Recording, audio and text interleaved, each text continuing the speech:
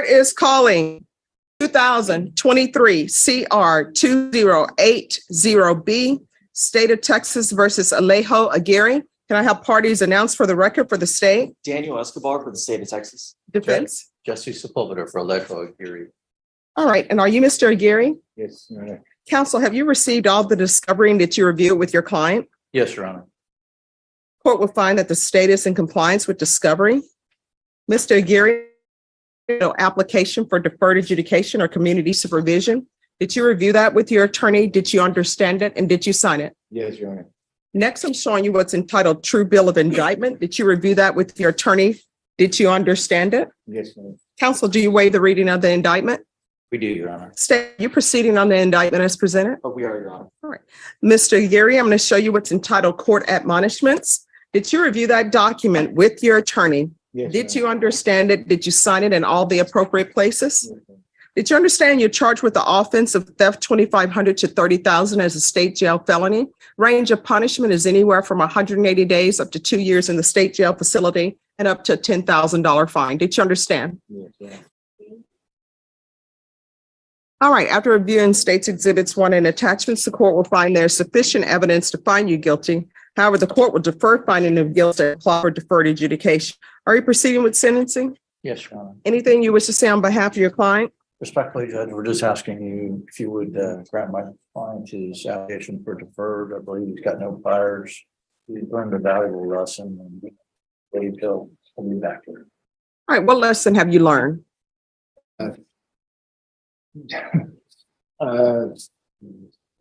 Make sure it's that I make sure to change before I attended to help anybody else. Make sure I know all of the everything's all the ongoing that are happening.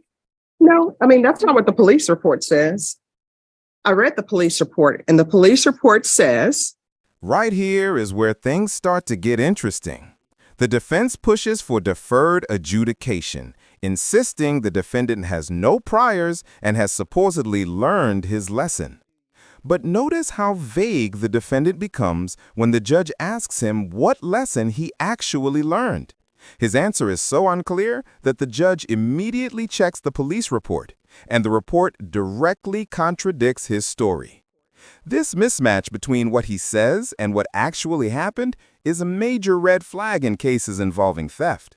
Judges need honesty before they can trust the defendant with probation or leniency. Viewers, what do you think? Should a defendant get a second chance if he can't even clearly explain how he ended up in the situation? Keep watching, because the judge doesn't let this slide. that three subjects were loading wooden pallets. The subjects were identified, you and this Canales person and some unknown third suspect that fled the scene on foot. Jay Smith confirmed by he happened to be arriving on the property when he observed the subjects loading wooden pallets on the bed of the listed truck when he confronted them. After being confronted, the subjects put back the wooden pallets, but large metal materials were found on the bed of the truck. Jay Smith stated, Aguirre told him, I'm just trying to make some money. You know how it is. I then observed the bed of the listed truck that contained an electric motor, metal bracket, and 4 metal poles, miscellaneous metal scraps, and a long angle iron. So, are you employed? Yes, Your Honor. Doing what? I can't give it. Right. Oh, sorry. This moment shows exactly why the judge gets frustrated.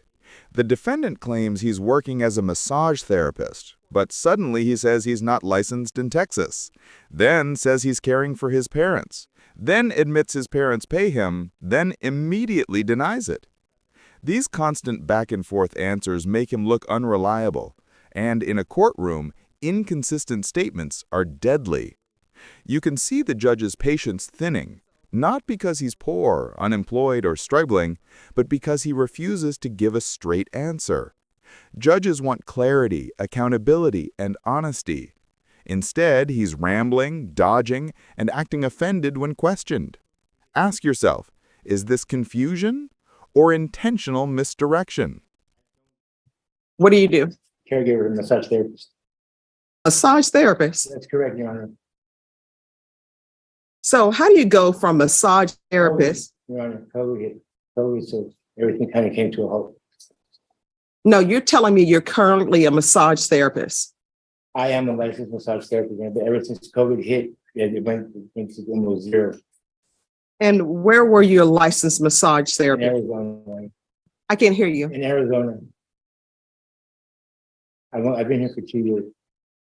All right, could you please stop rattling the paper because the court reporter can't hear? All right, so you're in Arizona, you're a licensed massage therapist, and then you come to Texas?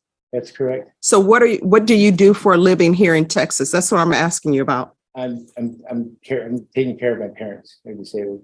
So you don't have a job. It's considered a job, Your Honor. Are you getting paid for the government by that? No, Your Honor. Then how are you making your money? This is one of the strongest turning points. When the defendant tries to claim the judge is belittling him, the entire courtroom energy shifts. Judges do not tolerate disrespect, especially from someone seeking leniency. And when the judge reminds him she can order 180 days in state jail as a condition of probation, that was a real warning. She's in full control. This VO is important because it exposes a common issue. People asking for probation while showing the exact attitude that gets their probation revoked later. The judge is basically saying, if you can't handle simple questions, you're not ready for the responsibility of probation. Do you think she was being too harsh, or was she absolutely right? My parents, they paid me. All right, that's going to stop. You get it. Will you please stop rattling it? Counsel, would you take the paper for him? I'm sure he may be a little bit nervous. No, I'm not nervous. I'm just. Well, stop rattling the paper then. So you're getting a job. How old are you? 45. Yes, you're not going to be living off your parents. You're getting a job. I'm not living off of my parents. Your Are Honor. they paying you? It's very little, Your Honor. But I'm not living off of my parents, Your Honor. Where are you staying? Who do you live with? I have a roommate. So how are you paying for where you live?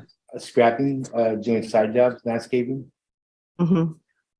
You're getting a real job. I'm not going to allow you to take money from your parents. That's Oh. not going to happen.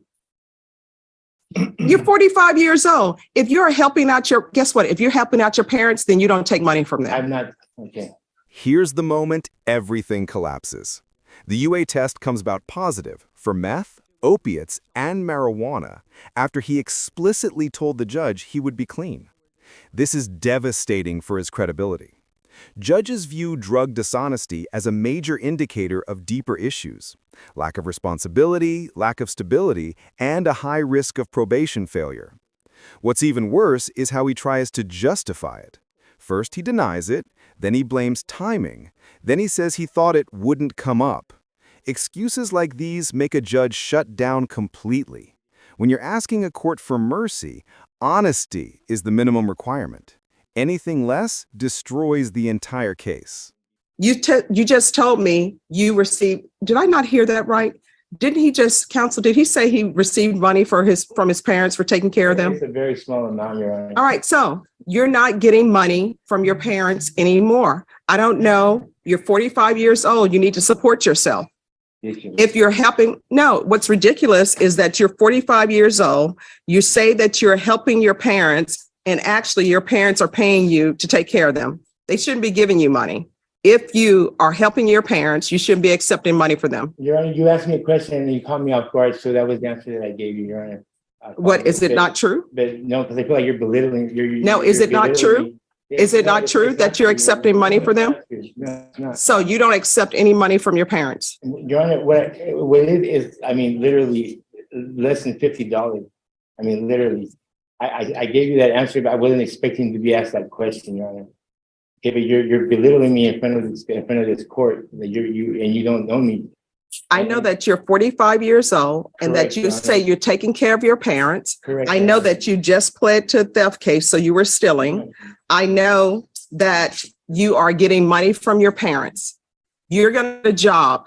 So I have a in this job. court, Okay, yes, Your Honor. you're not doing scrap meddling. Yes, You're getting a job with a paycheck. Do you understand? Yes, Your Honor. And if you want to be disrespectful to the court, I can, and I'm sure your attorney told you that if need be, so that you can have an attitude readjustment, I can do as a condition of your probation, 180 days at the state jail facility, so you can see how the state jail facility is for a little bit. This section shows the judge taking full control. She reminds him that dishonesty affects not just the court, but his attorney. His lawyer stood there defending him based on information the defendant never revealed. That puts the attorney and the judge in a terrible position and proves the defendant wasn't truthful from the beginning. Legally speaking, this is exactly why probation comes with strict conditions. Treatment plans, drug testing, employment verification. The judge is building a structure around him, not to punish, but to force stability. But she makes it clear, if he keeps lying, she will revoke. Let me ask you, at this point, do you think he deserves probation at all?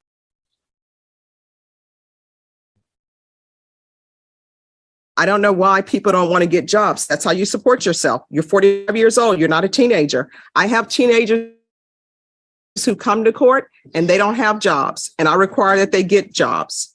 So you're going to get a full-time job. So it's a $500 fine, probated, 2 years deferred adjudication, proof of employment within 15 days, and it's going to be full-time employment. So that means 40 hours a week. If you need to get 2 part-time jobs to make 40 hours, then you get 2 part-time jobs. There's to be no employment as a home health care provider or with minors. Do you have any children? Do you have any children? I have one child. What are their ages? He's 22. All right, 120 hours of community service restitution, CATS 1 and 2. And CATS 1 and 2, my understanding, that's a program to tell people not to steal. Take in consideration JN number 2112854. I'm going to want a drug test today. If it's positive, is it going to be negative? No, Your Honor.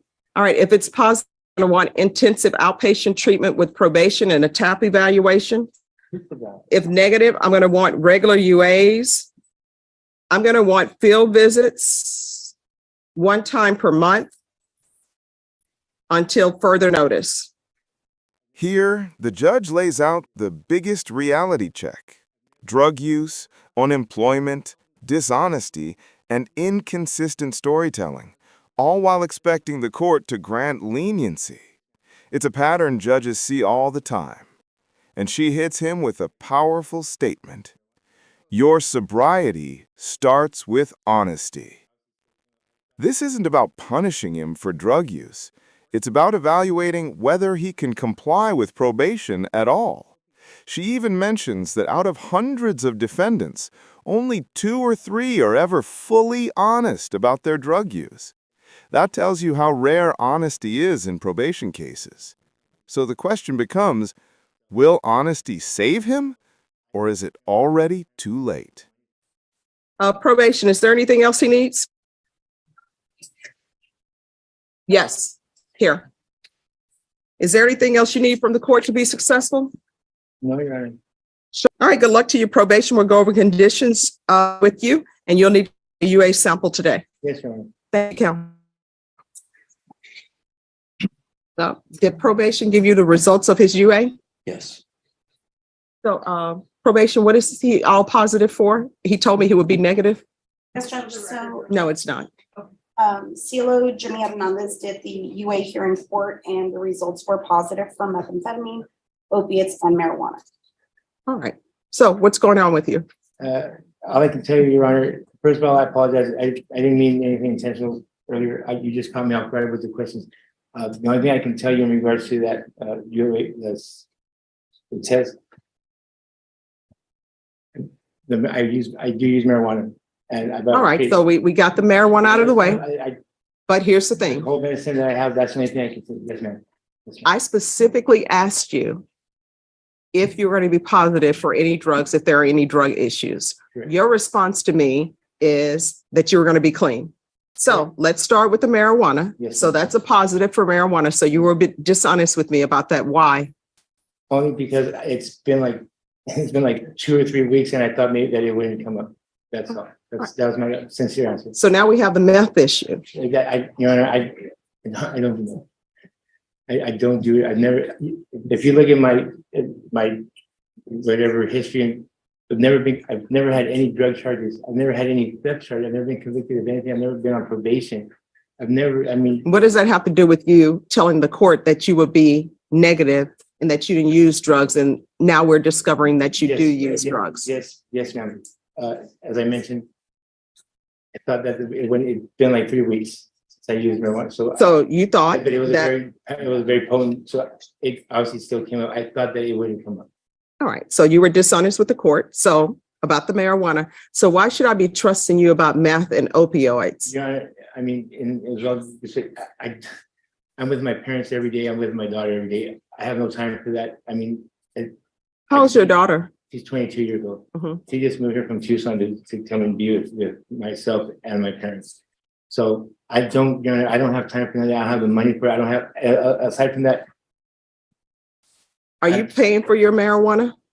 I mean, yes, but even that has become very minimal. Well, no, I mean, here you are, a person who is not employed, actually, because you're just doing odd jobs. Doing odd jobs is not real steady employment. Yes, You're receiving funds from your family and you're doing drugs. And I know for a Yes, fact, ma'am, that's how it looks. and I know for a fact Yes, ma'am. that you didn't tell your attorney any of this. It wasn't brought up because there was no reason for it to be brought up. I didn't have any drug charges or possession of any drugs or any sort. So you didn't think it was important for your attorney to know that you may test positive for drugs, even after I said you're going to do a UA today. You would have thought you would have turned to your attorney and said, hey, I may end up being positive. Let me just tell you something. I've been a defense attorney before, and I would tell all my clients, please be honest with me, because this courtroom is a minefield, and I'm trying to get you to make the best decisions possible. And when you're not open and honest with your attorney, guess what? Your attorney's standing up here, and I don't hold it against your attorney because I know you didn't tell him. Your attorney's standing up here telling the court information based upon what you're saying, going on you that it's true and it's not. Yes, ma'am. So now guess what? Your attorney's Tuesday has turned into a Monday. You know why? Because he came here and thought he had finished with this case. And then we have to call him back because you're testing positive. Yes. Yes. ma'am. Aren't you ready to go to lunch, Mr. Svoboda? Yes, Your Honor. So this is what we're going to do. The TAP evaluation, we're going to follow the recommendations of the TAP evaluation. However, if that TAP evaluation says outpatient treatment, I want to start with intensive outpatient treatment. And if it says inpatient treatment, then you're going inpatient. Because what's concerning to me, of course, is the marijuana and the fact that you were dishonest. But also what's concerning to me is the meth and the opioids. That I find that very concerning. And I know people think that marijuana is okay, but in this court, you're on probation. You're not allowed to drink alcohol and you can't do marijuana because marijuana is not legal in Texas. Yes, ma'am. There are only a few exceptions. I did tell Your him. Your Honor, you wouldn't allow him to do regular UAs as part of his probation. I mean, I know. Oh, can I ask what is you tapped about? Or what? Oh, they're going to do a TAP evaluation and see what the TAP evaluation I'm says. just not familiar with that, Your Honor. What is? Oh, it's sort of like a resume for your drug history. Oh, okay. Yeah. I mean, like, okay, that's fine, Your Honor. Yes. All right. And when people are dishonest to me about their drug use, that basically tells me where they are as far as their sobriety is concerned. That's the reason why I asked that question, so that I can figure out where you are as far as your sobriety is concerned. And I will tell you, I've only had probably approximately 2 to 3 people who were 100% honest with me with their drug use. And guess what ended up happening to those people? Thank you for your honesty. We're going to start with some intensive outpatient treatment. And if you need anything else, come back to court. Because the whole reason for you being on probation is I'm hoping that everyone who's placed on probation is successful. You understand? Yes, Your Honor. All right. This final section wraps the entire case together. The judge orders a TAP evaluation, intensive outpatient treatment if needed, weekly UAs, job programs, and strict monitoring. She essentially gives him one last chance, but under the toughest structure possible. It's clear she believes he can improve, but only if he stops lying and starts taking responsibility. This case shows how quickly dishonesty, drug use, and inconsistent stories can turn a simple deferred adjudication into a near revocation. One wrong answer, one misleading statement, one shady detail, everything counts. If you were the judge, would you have granted probation, or would you have sent him to jail immediately? Drop your thoughts below. And if you found this breakdown as intense as we did, make sure to like, share, and subscribe for more shocking courtroom commentary and real legal analysis every single week. Thank you, Mr. Sepulveda, for running over here. Thank You you. ran over here quicker than Texas Longhorns running back. I'm gonna see that. All right, we're going to see what happens with LSU this year. Judge, is there anything that you want in regards to UAs until? Yes. this is tapped? I want him to be tested for levels. And if those levels increase, then I'm going to want a supplement filed for the court to review, and then a motion to revoke may be filed. You understand? So when you leave this court today, you had better not do any marijuana or any of that, you know? Yes, sir. All right. And make sure he's tested at least once a week, and give him the job rehab so we can make sure that he's employed and has a job. All right. Be honest next time. Actually, I did. Okay, yes, sir. Yeah, all right. Thanks. The last one about the job. Make sure that he is given workforce or something so he can get employed. I have some emails that we've gotten recently, so I'll print them out for him and give that to him. All right. Thank you. You're going to feel so much better when you have a stable job. Okay. Yes, sir. All right. Thank you.